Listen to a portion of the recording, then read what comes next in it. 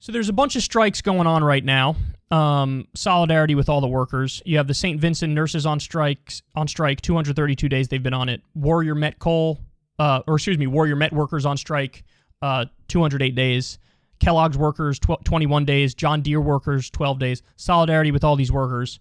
I hope they can get a fair wage, good benefits, and I hope they pull through. Now, this is fascinating. When you poll the American people on these labor disputes, it is not even close. So, in fact, let me show you. Survey shows broad public support for worker strikes. Workers at companies like Kellogg's, Nabisco, and John Deere have hit the picket lines in recent weeks, hoping to get a better deal from their employers. A new survey suggests the public, by and large, supports them.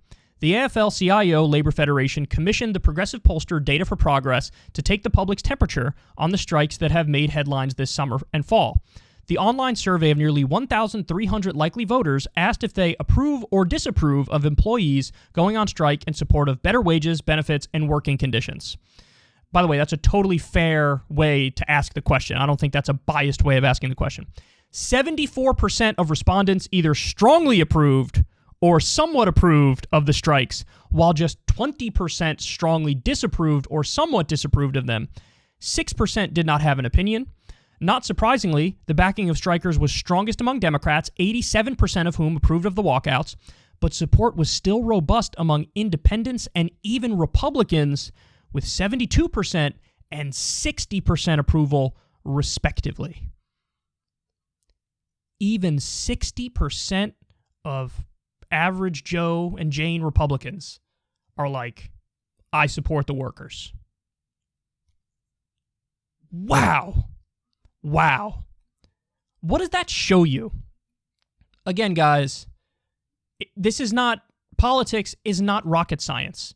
And sometimes the answers are right in front of our faces and we do everything we can to avoid them. The fact of the matter is, economic populism like this, so being pro-union, pro-living wage, pro-worker, for healthcare for everybody,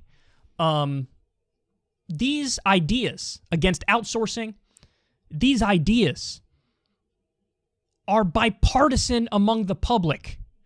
Now, it's also bipartisan among the elites, but the bipartisanship is on the other side of the issue. So in other words, the Democratic elites and the Republican elites are anti-union, anti-living wage. At least enough Democrats to block a living wage are anti-living wage. They might pretend they're against outsourcing. All of them have voted for outsourcing. Virtually all of them have. But among the public, people want their neighbors to have a decent life with dignity. They want them to earn a good wage. They want them to be safe and secure. This is what they want.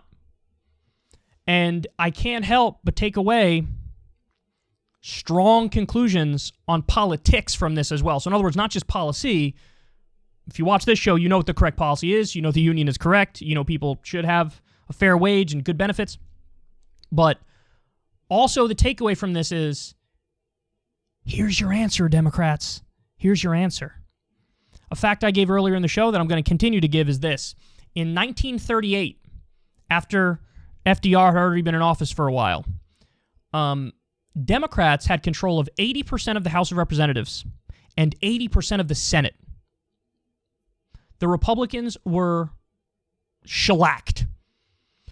FDR was reelected 4 times. Why? How did you get the Democrats in such a dominant position? People think that's impossible today. It's unheard of today. We have slim majority of Democrats, and eventually it'll be a slim majority of Republicans.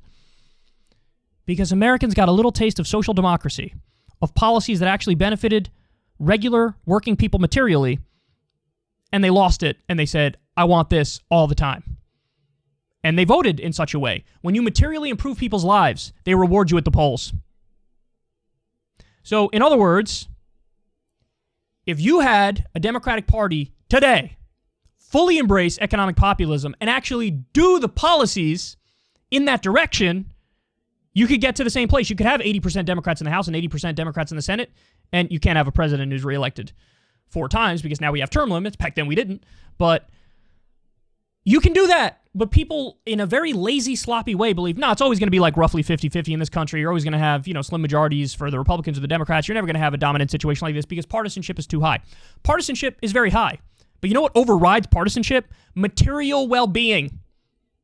Material well-being. Some people who you think would never vote for a Democrat would vote for a Democrat if the Democrat highlighted the right issues and actually got the right policies implemented that materially improve their lives. Period. And I don't think people get that. By the way, I'll go a step further. Because it's not even just about, well, in blue states, that's where, this will have the biggest impact. Nonsense. You could take the deepest red of red states. If you have a Democrat who's largely hands-off on social issues and goes hard in the paint on the economic stuff, I'm going to keep your job here. I'm going to raise your wages. I'm going to get you health care. I'm going to get you paid time off. I'm going to look out for you. Don't touch the social issues, but if you're in a deep red state, you go hard on the economic issues. I'm in favor of unions. I'm in favor of, a fair wage. You could easily win there. And that's what drives me crazy, is the media also, they just mislead everybody on this front. The idea, like around Joe Manchin, for example, is, well, he's a West Virginia Democrat, so what that means is he's got to be in favor of Wall Street deregulation. As if run-of-the-mill average Joe and Jane voters in West Virginia are like, man, I sure do wish Goldman Sachs could get another break. They don't believe that. So they conflate the issue. They make it seem like Manchin not only has to be conservative on social issues, he also has to be conservative on economic issues. But it's exactly the opposite. Agreed on the social issues, that's just the nature of the culture in West Virginia. But on the economic issues, he can go as hard as he wants to the left. Just don't call it socialism, and you're going to clean up, you're going to win. There's this nihilism and this defeatism that exists in the country, and it's absurd. It's ridiculous. It's not real. You can win. We can win. We can get the right policies implemented and help people, and you can get rewarded for that at the ballot box. 60% of Republicans look at workers striking, look at unions doing this, and they say, great. 60% of Republicans, 72% of independents, 87% of Democrats. It's not rocket science, for the love of God, and nobody's saying it. Nobody's saying it. Nobody's saying the obvious. But of course, what's the thing that mostly holds us back is not just like, oh, they have strategic differences with us, the elites, which is why they won't do it. No, it's not a strategic difference. It's not an ideological difference. The entire Republican Party is bought and owned by corporate America, and most of the Democratic Party is bought and owned by corporate America. So that prevents them from doing it because they have to first and foremost serve their donors, which is why we are where we are. Jesus Christ. All you need is a principled leftist who doesn't take big money, who only raises through small dollar donations, and run this style of a campaign. You can win anywhere. In the blue states, you can go hard left on the social issues when you campaign and hard left on the economic issues, and you can win. And in the red states, if you just don't touch those social issues and you go hard on the economic issues, you can win. This is real politics. This is pragmatism 101. Now, by the way, I'm not even saying that if you're a Democrat and you do this strategy and you win in a red state, that when you legislate, you don't have to, vote the right way on the social issues. You can. All I'm saying is you don't campaign on it, you don't put it front and center, you don't make any stupid mistakes that would immediately make you lose. So, anyway, that's my breakdown. Amazing support for the protests. And the media is not covering it nearly enough. The elites are nowhere to be found. And it's just solidarity among the working class and across partisan lines, which is definitely something that should give you some solace and make you feel happy. Because we're not as far apart as many people want you to believe.